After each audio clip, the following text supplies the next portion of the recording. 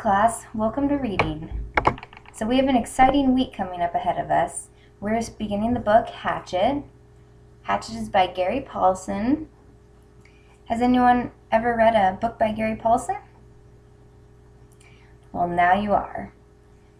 So we're going to begin the lesson today by going over some vocabulary so you're familiar with the words that you're reading when we begin our reading today.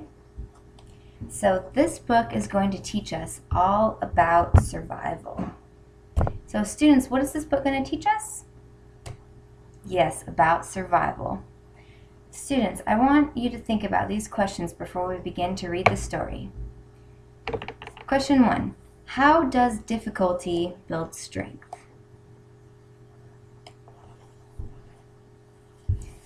And also, why do we try to survive hopeless times? And how can people handle loneliness? Essentially, what is life worth living for? Take a minute and think about that.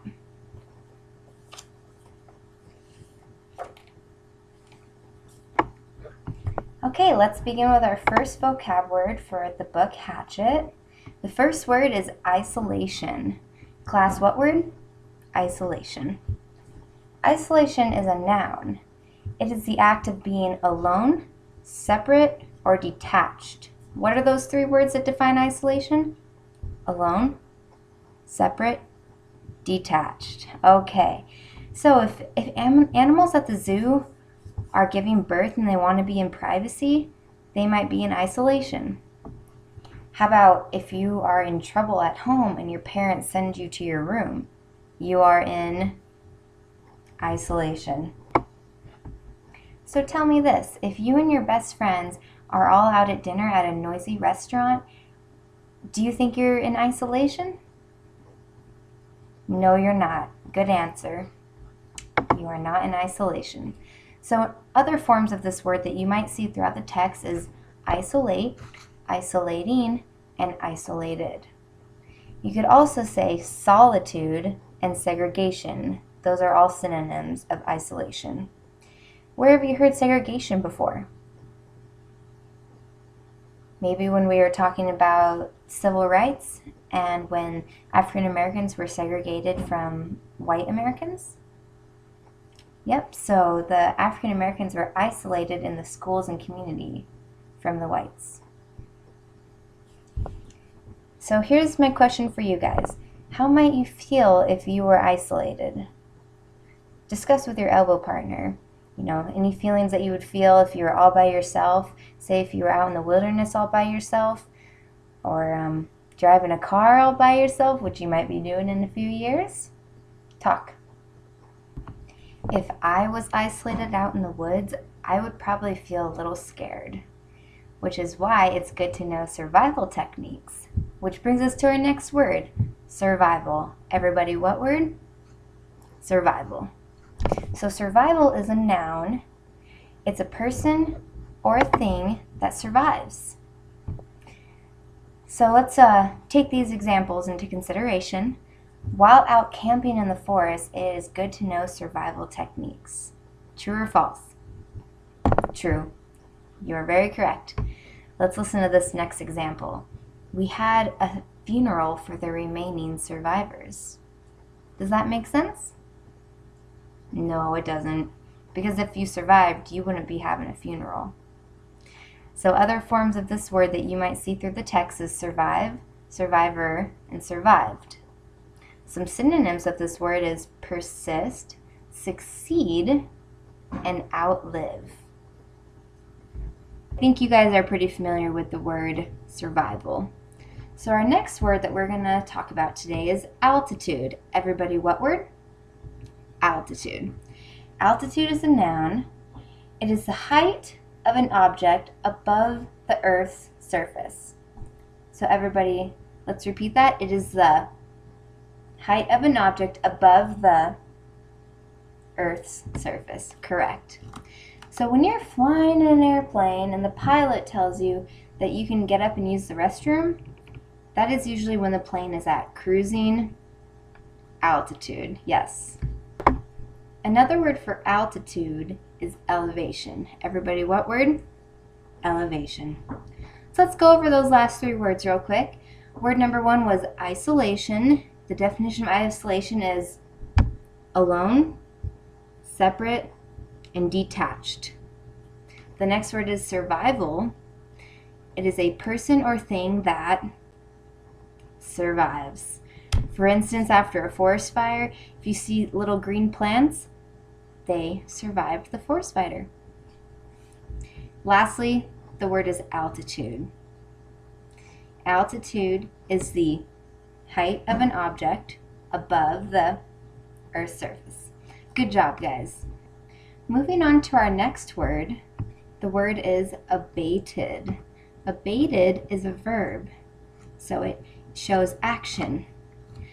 So abated means a decline or a fall. An example of this is the storm has abated. That means that the storm has become less intense, it's declined, the winds have fallen down, the rain has slightly stopped. Another example is, say you had a coupon for buying a bike. You abated part of the total cost of your bike. So a non-example of abated is the plane abated as it gained altitude. Abated doesn't mean gaining, it means falling. Correct. So you could also use the word abate, abating, and abated. A synonym of abated is decreased, weaken, or subside. Our next word is shattered. Shattered is a verb. It is when something is devastated, crushed, broken into many pieces. An example of shattered is the glass cup shattered into many pieces when it dropped. I'm sure you guys have witnessed that before, haven't you?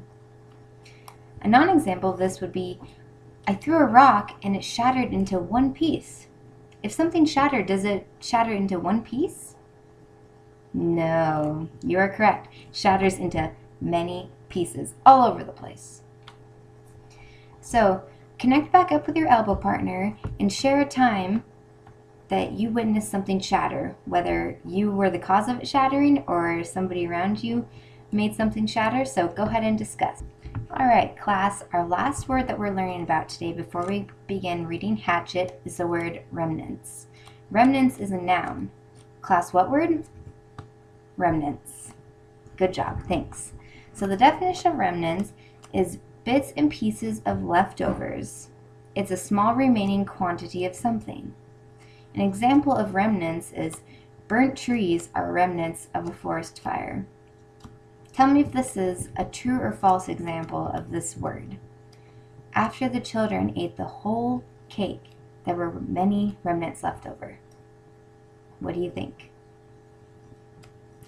Nope, it is not an example of the word remnants. Why is that? You are correct. If the children ate the entire cake, there would be nothing left over. No bits and pieces left over. Another word for remnants is remains and remaining. Some synonyms of remnants is residue, remainder, and remains. Good job today, class. Now let's just quickly review those words. First word was isolation. Class, what word? Isolation. Word 2 was survival. Class, what word? Survival. Good job. Word 3 was altitude. Class, what word? Word 4 was abated. Class, what word? Abated. The next word was shattered. Class, what word? Thank you. And the final word was remnants. Class, what word? Remnants. Good job. So now I want you to pick up the sheet of paper that I set on your desk. It is titled Hatchet Vocabulary Practice. So as we read through the book, and as you independently read through the book later, if you catch these words, I want you to write down the sentence that you found it in.